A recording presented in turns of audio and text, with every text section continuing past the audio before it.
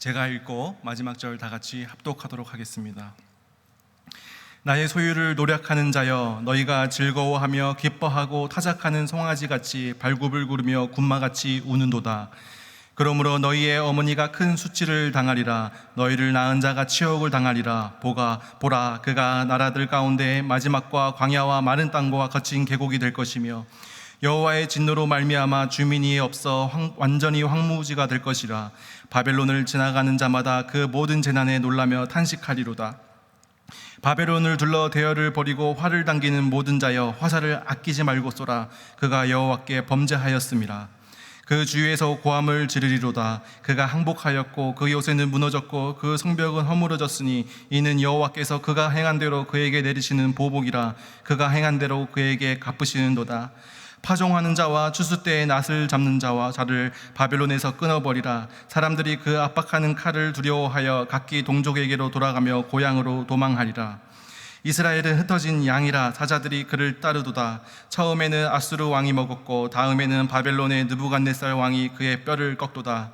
그러므로 만군의 여호와 이스라엘 하나님이 이와 같이 말하노라. 보라, 내가 아수르의 왕을 벌한 것 같이 바벨론의 왕과 그 땅을 벌하고 이스라엘을 다시 그의 목장으로 돌아가게 하리니, 그가 갈멜과 바산에서 양을 기를 것이며 그의 마음에 에브라임과 길르앗산에서 만족하리라. 마지막 절 다 같이 읽겠습니다.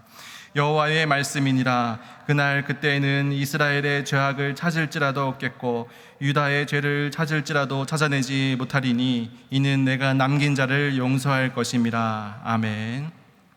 오늘 이 시간 다시 돌아가게 하리라, 다시 돌아가게 하리라 라는 제목으로 말씀을 전하도록 하겠습니다. 오늘 읽은 이 예레미야서 50장의 본문은 이 기나긴 이 52장이나 되는 이 예레미야서의 마지막 부분, 그리고 결론 부분입니다. 남유다 백성들이 이 바벨론의 이 느부갓네살 왕, 이 바벨론에게 멸망을 당하고, 또 그 과정 가운데 하나님께서는 예레미야 선지자를 통해서 끊임없이 돌아오라고 하나님께서는 말씀하셨고, 또 그 과정 가운데 고난과 또 슬픔을 가지고 사역했던 그 예레미야 선지자의 이야기입니다. 그래서 이 예레미야 선지자에게는 눈물의 선지자라는 별명이 붙었습니다. 오늘은 이 예레미야서의 결론 부분입니다. 제가 작년에 3개월 동안 영상 편집을 하는 이 학원을 다녔습니다. 그 3개월 동안의 수업을 하는데 기억에 남는 수업이 하나가 있었습니다. 그 강사분께서 2분짜리 만든 영상을 먼저 보여주셨습니다. 그리고 강사분께서 이렇게 말씀하셨습니다. 이 30초 동안 내가 이 영상을 수정하고 다시 한번 보여주겠다. 그래서 30초 동안에 이 영상을 마무리를 하고 다시 보여주셨습니다. 이 강사분이 30초 동안 이 영상을 마무리했는데, 똑같은 영상인데 완전히 다른 영상으로, 마치 광고를 본 듯한 그런 느낌의 영상으로 이렇게 완전 바뀐 것을 경험했습니다. 이 강사분이 30초 동안 한 것이 무엇이냐? 아무것도 건드린 것이 없고 음향만 건드렸습니다. 음향, 소리. 그러니까 강조를 해야 할 부분, 혹은 뭔가 이렇게 마음이 와닿아야 할 부분은 소리를 키웠고요. 그리고 나머지 잔잔한 부분들은 소리를 줄이고, 그러니까 요 마무리 작업 30초를 통해서 완전히 다른 영상으로 바뀐 것을 보고 좀 놀란 경험이 있습니다. 이처럼 중요시 여기지 않을 수도 있고, 혹은 사소하게 넘어갈 수 있는 이 마무리 작업을 통해서 완전히 영상의 퀄리티가 바뀌는 것을 볼 수 있었습니다. 우리 인간관계도 마찬가지인 것 같습니다. 서로 관계가 조금 틀어지거나 서로 안 맞거나 관계가 조금 안 좋더라도 끝 마무리가 좋으면 나중에 어느 정도 시간이 지났을 때, 또 나도 스스로 좀 성장하고 뒤를 돌아봤을 때, 분명 그 사람과 나와는 잘 맞지 않았지만, 좀 어려움이 있었지만 되돌아보니까 그 사람도 나름대로 그런 이유가 있었고, 또 그 사람도 나름 괜찮은 사람이었어 라고 이렇게 생각할 수 있습니다. 그런데 아무리 좋은 관계였어도 끝 마무리, 마지막이 좋지 않은 사람과는 평생 다시 얼굴을 보기가 힘든 것이죠. 제가 말하고 싶은 것은 그만큼 뒷마무리, 결론이 중요하다, 이 말씀을 좀 드리고 싶었습니다. 이런 맥락에서 이 예레미야서 오늘 읽은 50장의 말씀은 완벽한 뒷마무리, 너무나도 완벽한 결론의 말씀임을 우리가 접할 수 있습니다. 그래서 오늘 한번 보도록 하겠습니다. 이 이스라엘 백성들이 그 죄 때문에 이제 바벨론으로부터 심판을 받았습니다. 심판을 당했습니다. 그래서 이스라엘 백성들이 이 바벨론으로 이제 끌려가게 되고 포로로 노예로 끌려가게 되었습니다. 이때 이스라엘 백성들이 가지고 있었던 의구심, 그리고 하나님으로부터의 그 의심스러운 질문, 풀리지 않는 질문이 있었습니다. 그것이 뭐냐면, 첫 번째는 이스라엘 백성들이 우리의 죄로 우리가 심판을 받는 것은 이해하고 인정할 수 있는데, 어떻게 하나님께서는 그 심판의 도구로 우리보다 더 악한, 하나님을 알지 못한 그 바벨론이라는 민족을 들어서 사용하셨을까? 라는 이런 풀리지 않을 의문이 있었습니다. 그리고 이스라엘 백성들에게 우리는 하나님의 자녀인데 어떻게 하나님을 알지 못하고 오히려 하나님을 대적하고 우상을 숭배하는 주변의 국가들이 우리보다 더 잘 살고 우리보다 더 강한가? 라는 의문들. 하나님은 정말 살아계신 분이신가? 하나님은 정말 우리를 보호해주고 지켜주시는 분이신가? 라는 의문이 있었다라는 것입니다. 이것도 우리 삶 가운데 적용하면 우리도 이렇게 질문을 할 수 있습니다. 분명 우리는 하나님의 자녀로서, 또 크리스찬으로서 또 하루하루 거룩하게 살기 위해서 몸부림치면서 살아갑니다. 때로는 세상 가운데서 손해를 보기도 하고, 또 때로는 이 억울한 일을 당하기도 하지만 우리는 그 하나님의 신실하심을 붙잡고 살아갑니다. 그런데 믿지 않는 사람들을 바라봤을 때 나보다 더 잘 사는 것처럼 보이는 것, 더 나아가서 거룩하지 못한 모습으로 혹은 죄악 같은 모습으로 돈을 벌고 그 돈으로 떵떵거리면서 잘 사는 모습들을 우리가 실제로 보게 됩니다. 우리나라의 재벌들 같은 경우도 그렇게 많은 돈이 많은 재벌들도 크리스찬이 아닌 경우가 굉장히 많습니다. 우리는 이런 모습을 보면서 하나님은 어떻게 하나님의 자녀들을 더 챙겨주시고 더 부욕해 해주셔야지 어떻게 믿지 않은 자들을 저렇게 잘 살게 내버려 두시는가, 이런 질문을 할 수가 있다는 것입니다. 이 질문에 대해서 오늘 결론에서 하나님께서는 말씀해 주시는데, 결론부터 말씀드리면 이 13절을 제가 읽어보겠습니다. 오늘 본문의 13절. 여호와의 진노로 말미암아 주민이 없어 완전히 황무지가 될 것이라. 바벨론을 지나가는 자마다 그 모든 재난에 놀라며 탄식하리로다. 결론적으로 하나님께서는 그 악한 바벨론을 심판하실 것이다. 완전히 황무지가 될 것이다 라고 하나님께서는 말씀해 주십니다. 악한 모습 그대로 심판받을 것이다. 예레미야서의 이 마지막 부분은 이 바벨론뿐만 아니라 그 남유다 주변의 10개 국가들, 그 10개의 국가들에 대해서 심판에 대해서도 같이 이야기하고 있습니다. 그래서 이 본문을 통해서 우리가 알 수 있는 첫 번째는 뭐냐면, 바로 나라의 흥망성쇠는 하나님께 있다라는 것입니다. 바벨론이 결국은 멸망을 하죠. 근데 이것은 우리가 성경을 통해서 수차례 읽어서 알고 있고, 또 수천 년 전의 일이기 때문에 그러려니 하고 넘어갈 수 있지만, 그 당시로는 상상조차 할 수 없던 일이었습니다. 한번 상상해 보기를 원합니다. 그렇게 강대국인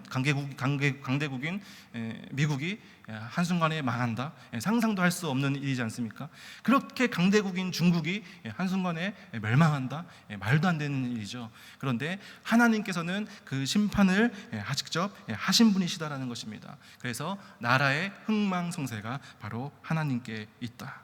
그래서 우리는 더욱더 나라를 위해서 기도해야 할 줄을 믿습니다. 우리나라를 보면 자원도 없고, 그리고 자급자족도 안 되는 그런 나라입니다. 이 강대국들의 틈에 쌓여서 정말 바람 앞에 등불과 같이 언제 꺼질 줄 모르는 그런 위태한 모습이 바로 우리 대한민국의 모습 아니겠습니까? 하지만 그 6.25 전쟁을 통해서 완전히 폐허가 된 나라가 지금 이렇게 강대국으로 또 세계에서 어깨를 견줄 만큼 우뚝 선 이유는 바로 하나님의 보호하심과 이끄심이 있음을 믿습니다. 바로 우리의 선조 또 선배 신앙인들이 바로 새벽마다 또 기도 자리에서 나라를 위해서 부르짖고 회개하고 기도했기 때문에 오늘날 이렇게 우리나라가 서가고 있을 줄 믿습니다. 그래서 나라의 흥망성쇠는 바로 하나님께 있다. 우리가 하나님께 이 나라를 위해서 기도해야 될 줄 믿습니다. 그럴 때 우리나라가 성하고 흥하게 될 줄을 믿습니다. 계속해서 이 바벨론의 범죄에 대해서 성경은 이야기하고 있습니다. 11절을 우리 다 같이 한번 읽어보겠습니다. 11절 시작. 나의 소유를 노력하는 자여 너희가 즐거워하며 기뻐하고 타작하는 송아지같이 발굽을 군마같이 우는도다. 하나님께서 그 심판의 대상인 그 바벨론을 향하여 그들의 범죄에 대해서 말씀하시는데, 첫 번째가 나의 소유를 노력하는 자다. 바벨론을 향하여 나의 소유를 노력했다라고 말씀하십니다. 하나님의 소유를 노력했다는 말은 또 다르게 얘기하면 이 바벨론이 소유의 개념을 잘못 이해했다. 그러니까 하나님의 것과 자신의 것을 제대로 구분하지 못했다라고 이렇게 이해할 수 있습니다. 하나님의 소유, 또 우리의 소유. 이 우리의 소유에 관해서는 기본적으로 일반적인 차원에서 이 청지기 정신을 우리가 주로 이야기합니다. 우리는 청지기와 같다. 청지기는 어떠한 자입니까? 주인의 창고를 지키는 자입니다. 그러니까 그 창고는 청지기의 것이 아니다라는 것입니다. 주인이 맡겨준 것을 받아서 집어넣는 역할, 또 주인이 꺼내라고 명령한 것을 듣고 꺼내서 주인에게 전달해 주는 역할이 바로 이 청지기의 역할입니다. 우리의 재물론, 우리의 소유의 개념이 바로 이러한 개념이라는 것입니다. 우리는 하나님께서 맡겨주신 그것을 관리하는 청지기의 사명을 가지고 있다. 그러니까 우리의 모든 소유, 이것을 넘어서 넓은 범위에서 우리가 가지고 있는 재물을 넘어서 먹고 마시고 입고 또 우리의 직업, 또 그 너머에 우리의 삶 전체가 바로 하나님의 것이다. 나의 삶의 주인이 하나님의 것이다 라는 것입니다. 그래서 청지기의 목적이 뚜렷하듯이, 창고를 관리하는 목적이 뚜렷하듯이 우리의 인생의 삶의 목적도 뚜렷합니다. 바로 하나님께 영광을 올려드리는 삶, 하나님을 찬양하는 삶을 사는 것이 우리의 인생의 뚜렷한 목적이라는 것입니다. 그래서 바벨론은 하나님의 소유를 노력했다라고 이렇게 범죄에 대해서 이야기하고 있습니다. 계속해서 보니까 11절에 하반절에 보니까 이렇게 기록되어 있습니다. 타작하는 송아지같이 발굽을 구르며 군마같이 우는도다. 발굽을 구르며 군마같이 우는도다.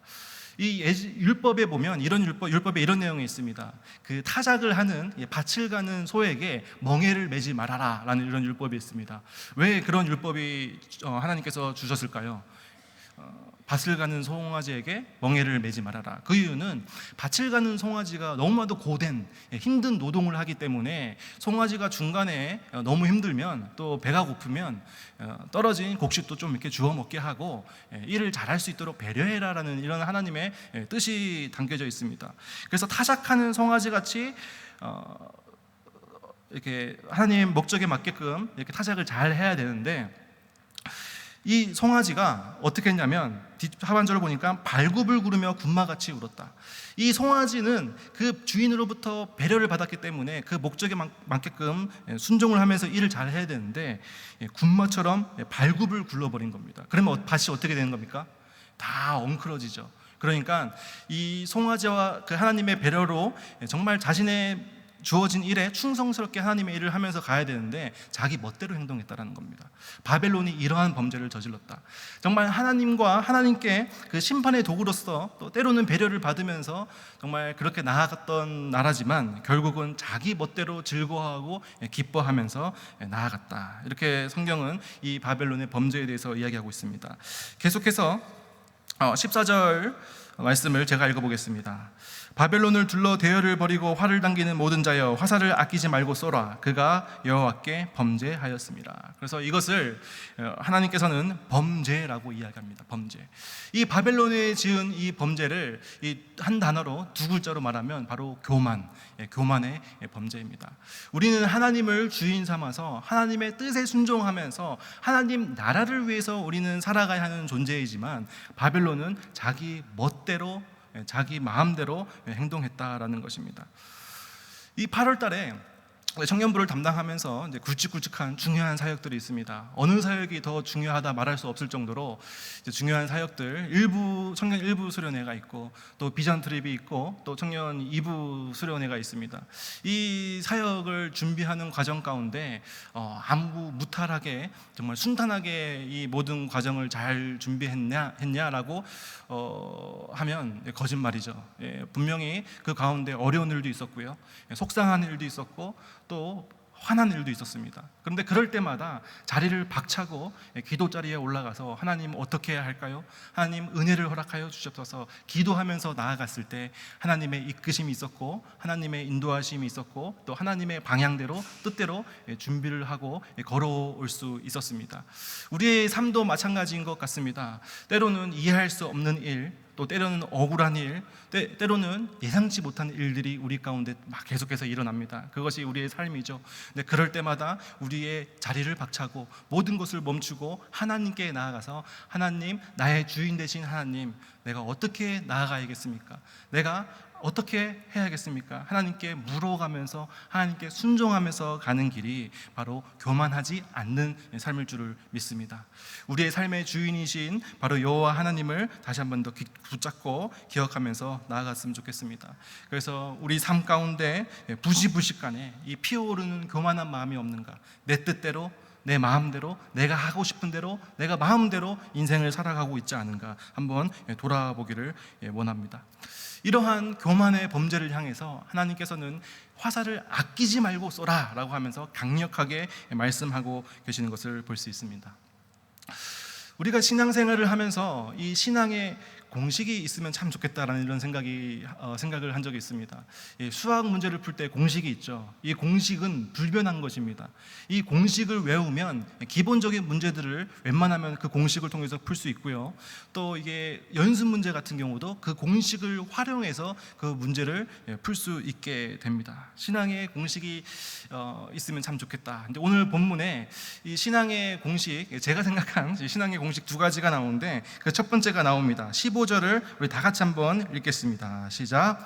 그 주위에서 고함을 지르리로다. 그가 항복하였고 그 요새는 무너졌고 그 성벽은 허물어졌으니 이는 여호와께서 그가 행한 대로 그에게 내리시는 보복이라. 그가 행한 대로 그에게 갚으시는도다. 이 신앙의 공식 첫 번째가 뭐냐면 보복하시는 하나님, 행한 대로 그대로 갚으시는 하나님이라는 사실입니다.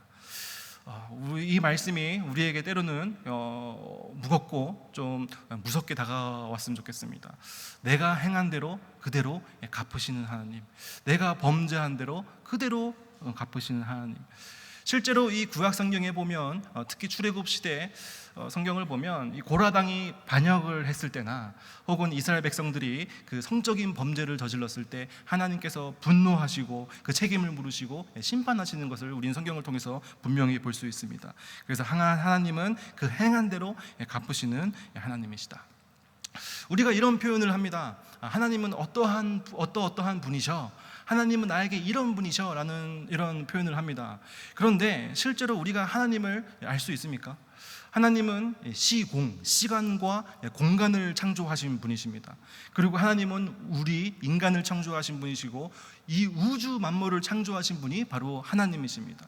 그러니까 그 존재론적 차이가 너무나도 크기 때문에 우리의 지식과 우리의 이성으로 절대 하나님을 이해하고 담을 수 없습니다. 그런데 우리는 하나님을 이해할 수 있죠. 어떻게 이해할 수 있느냐? 계시라고 하는 것입니다. 계시. 좀 이 계시를 조금 더 쉽게 설명드리면, 창문이 있는데 커튼으로 창문이 가려져 있습니다. 그러면 아무것도 보이지 않죠. 그런데 커튼을 조금만 열었어요. 조금만. 그러면 무엇이 보입니까? 밖이 밤이구나, 낮이구나 라는 것을 알 수 있습니다. 그리고 그 커튼을 조금만 더 열면 밖에 바람이 부는구나, 밖에 눈이 오는구나, 비가 오는구나 라는 것을 알 수 있죠. 그리고 그 커튼을 활짝 열면 어떻게 되겠습니까? 비로소 밖의 세상이 그대로 온전히 다 보이게 됩니다. 이처럼 이것을 계시라고 얘기하는데, 이 하나님은 하나님께서 보여주신 만큼만 우리는 알 수 있게끔 되어 있습니다. 하나님께서 계시해 주신 만큼만 우리는 알 수 있다는 말입니다. 그러면 이 계시는 일반 계시와 특별 계시가 있는데, 이 특별 계시가 무엇이냐? 바로 성경입니다. 그러니까 성경에 역사하신 하나님, 성경에 나타나신 그 하나님을 통해서 우리는 알 수 있는 겁니다. 아, 하나님은 이런 분이시구나. 아, 하나님은 이럴 때 기뻐하시는구나. 아, 하나님이 이럴 때 마음 아파하시는구나 라는 것을 성경을 통해서 알 수 있다는 것입니다. 이런 맥락에서 오늘 이 첫 번째 공식, 하나님의 속성은 바로 보복하시는 하나님, 행한 대로 그대로 갚으시는 하나님이다라는 것입니다. 이것을 우리가 꼭 기억해야 될 줄을 믿습니다. 그렇다면 하나님께서 이 바벨론의 포로로 잡혀간 이스라엘 백성들을 하나님께서는 어떻게 말씀하고 계시는지 이 17절을 통해서 제가 한번 알아보기를 원합니다. 17절을 제가 읽어보겠습니다. 이스라엘은 흩어진 양이라 사자들이 그를 따르도다. 처음에는 아수르 왕이 먹었고 다음에는 바벨론의 느부갓네살 왕이 그의 뼈를 꺾는도다. 하나님께서 이스라엘 백성들을 향하여 흩어진 양이다라고 말씀하셨습니다. 흩어진 양, 어떤 의미입니까? 흩어진 양, 무엇이 없다라는 뜻이죠? 목자가 없는 상태를 말합니다. 지금 이스라엘 백성들은 목자가 없는 상태다. 우리가 양의 특성에 대해서 수차례 들었고 알고 있습니다. 이 양은 시력이 굉장히 약한 동물입니다. 그래서 눈 앞에 있는 것만 보이죠. 그래서 눈 앞에 있는 것만 졸졸졸 따라가는 게 양들입니다. 그래서 내 앞에 있는 양이 낭떠러지로 가면 뒤에 양들 다 어떻게 되죠? 쪼로로로로 낭떠러지로 떨어집니다. 그리고 또 양은 형편없는 분별력을 가지고 있습니다. 잘 속습니다. 그래서 늑대라든지 이리들이 그 양을 사냥할 때 교묘하게 골짜기나 이런 곳으로 몰아서 사냥하는 것을 볼 수 있습니다. 형편없는 분별력을 가지고 있다. 그리고 또 양은 한번 뒤집어지면 스스로 일어나지 못하는 동물입니다. 그러니까 양은 넘어지면 누군가가 일으켜주지 않으면 그냥 죽는데요. 우리도 마찬가지 아니겠습니까? 그렇죠? 우리도 넘어지면 또 일어서기 힘든 나약한 존재가 또 우리들의 모습입니다. 그리고 양은 굉장히 겉 이미지만 보면 하얗고 온순해 보이지만 굉장히 이기적이고 멋대로입니다. 그 새끼 양들이 그 젖을 먹겠다고 엄마 양에게 왔는데 그 엄마 양이 배가 고프면 매정하게 그 새끼 양들을 발로 차버리고 자기가 먹을 걸 찾으러 가버리는 게 또 양이라는 거죠. 굉장히 이기적이고 멋대로다. 이 양의 모습을 보면 어느 누구의 모습 같습니까? 나의 모습 같습니다. 우리도 그렇죠. 우리도 눈앞에 있는 것만 쫓아갑니다.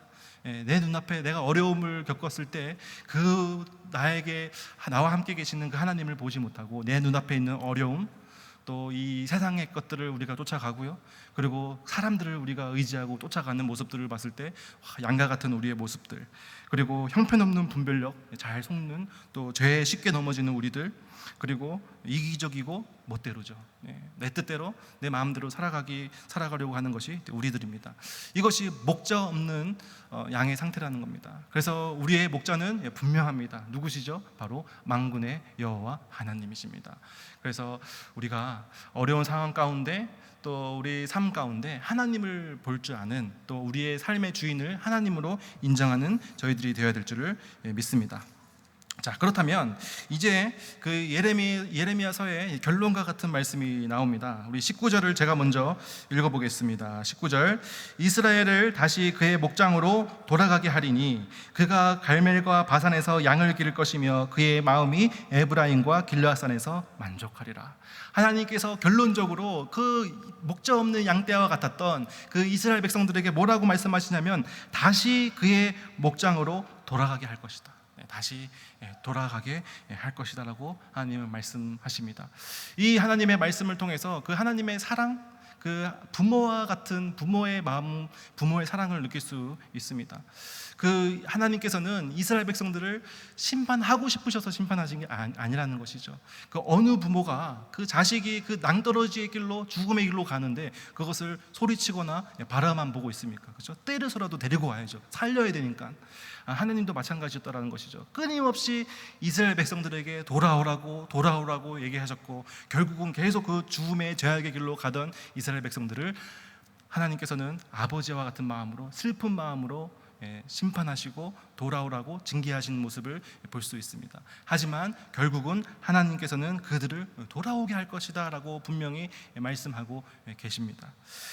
이 하나님의 사랑, 그 돌아오기를 원하는 그 하나님의 마음이 정말 저희 청년들 가운데 가득했던 것 같습니다. 정말 저희가 이제 드디어 D-Day 1입니다. 이제 내일 새벽 4시에 이제 17명의 이제 팀원들이 이제 비전 트립 단기 선교를 이제 일본으로 오사카로 이제 떠나게 됩니다.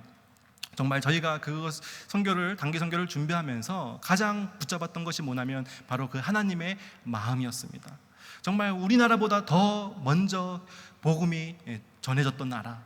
하지만 지금은 800만 개의 신이 있고요. 지금은 그 기독교인이라는 이유로 이지매를 당하고 너무나도 그 믿음의 뿌리가 내려지기 힘든 그 땅 일본. 그리고 교회가 온전히 세워지지 못하고 또 사역자들이 너무나도 부족한 그런 척박한 땅이 바로 일본 땅입니다. 하나님께서 그 일본 땅을 바라보시면서 그 마음 아파하시면서 저희 청년부에게 너희들이 대신해서 그곳에 가서 복음을 전하지 않겠니? 너희들이 대신 그곳에 가서 복음의 씨앗을 심지 않겠니? 너희들이 그곳에 가서 그곳에 있는 교회들을 위로하지 않겠니? 라는 마음을 우리 청년부 가운데 주셨습니다. 그래서 그 순정하는 마음으로 그 하나님의 마음을 가지고 이제 일본 땅에 갑니다. 많은 우려가 있었습니다. 지진의 언론의 소식도 있었고 태풍의 소식도 있지만 또 여러분들 계속해서 기도해 주신다면 저희가 그 사명을 또 잘 감당하고 또 돌아오게 될 줄을 믿습니다. 그래서 하나님은 아버지의 마음으로, 부모의 마음으로 이스라엘 백성들을 다시 돌아오게 할 것이다. 20절 계속 우리 20절 다 같이 읽겠습니다. 마지막 절입니다. 시작. 여호와의 말씀이니라. 그날 그때는 이스라엘의 죄악을 찾을지라도 없겠고 유다의 죄를 찾을지라도 찾아내지 못하리니 내가 남긴 자를 용서할 것임이라. 우리 아까 신앙의 첫 번째 공식이라고 했습니다. 보복하시는 하나님, 행한 대로 그대로 갚으시는 하나님. 이게 첫 번째 공식이라면 두 번째 공식은 뭐냐면 바로 용서하시는 하나님입니다. 용서하시는 하나님. 이렇게 두 공식을 딱 놓고 보면 굉장히 모순적이고, 하나는 죄를 부르시고 하나는 용서하시는 하나님, 굉장히 모순적이고 또 이율배반적인 것처럼 보일 수 있습니다. 그런데 하나님께서는 행한 대로 갚겠다, 그런데 용서하겠다. 이것이 이 예레미야서의 결론인데, 하나님은 철저하게 죄의 대가를 물으시는 분이십니다. 철저하게 죄의 대가를 물으시는 분. 그러면 우리는 너무나도 나약하기 때문에, 죄인이기 때문에 하나님 앞에 설 수조차도 없는 존재가 됩니다. 그리고 우리는 우리의 죄에 대해서 책임을 져야 합니다. 하지만 하나님께서는 우리를 너무나도 사랑하여 주셔서 바로 은혜의 방편으로 용서의 길을 열어주셨는데, 그것이 바로 무엇일까요? 바로 예수 그리스도입니다. 우리 하나님께서는 죄를 철저하게 물으시고 보복하시는 하나님이시지만, 하나님께서 우리를 너무나도 사랑하여 주셔서 우리를 자녀 삼으시고자 이 땅 가운데 독생자이신 예수 그리스도를 이 땅 가운데 주셨다라는 것입니다. 이것이 은혜의 방편입니다. 이 용서는 단편적인 용서가 아닙니다. 오늘 말씀을 보니까 그 어떠한 것도 그 죄를 찾을 수가 없겠다, 죄를 찾을지라도 찾아내지 못하겠다, 이 완전한 용서를 말하고 있습니다. 예수 그리스도의 십자가의 사건은 바로 완전한 사랑이다라는 것입니다. 사도 바울은 로마서를 통해서 말하죠. 어떠한 것도 예수 그리스도 안에서 하나님과의 관계, 하나님과의 사랑에서 끊을 수 없다라고 이야기합니다. 그러면 이 사랑을 받은 우리는 어떻게 나아가야 되겠습니까? 우리는 때로 나약하고 또 수많은 죄를 졌지만 바로 우리를 용서하시고 사랑하신 그 하나님의 사랑을 우리가 받고, 바로 예수 그리스도의 십자가를 기억하면서 그 십자가 앞에 나아가 죄를 자복하고 회개하고 그 십자가를 날마다 붙잡는 삶을 살아야 될 줄을 믿습니다. 이것이 예레미야서의 결론입니다. 이스라엘 백성들이 바라봤을 때 하나님은 어떻게 이 악한 자들을 들어섰을까? 하나님은 이 악한 자들이 어떻게 우리보다 더 강하고 더 커 보일까? 이렇게 고민을 했지만 하나님께서는 결론으로 이렇게 말씀하십니다. 그들이 행한 대로 그들이 죄를 그대로 갚을 것이다. 그리고 너희들을 용서해 줄 것이다. 그래서 마지막 때에 우리는 그 예수 그리스도의 은혜를 붙잡고 천국 백성이 될 것입니다. 이것이 최후 승리라고 우리는 표현을 합니다. 그래서 이 예수 그리스도의 십자가를 붙잡고 최후 승리를 경험하는 여러분들 되시기를 축복합니다. 기도하겠습니다.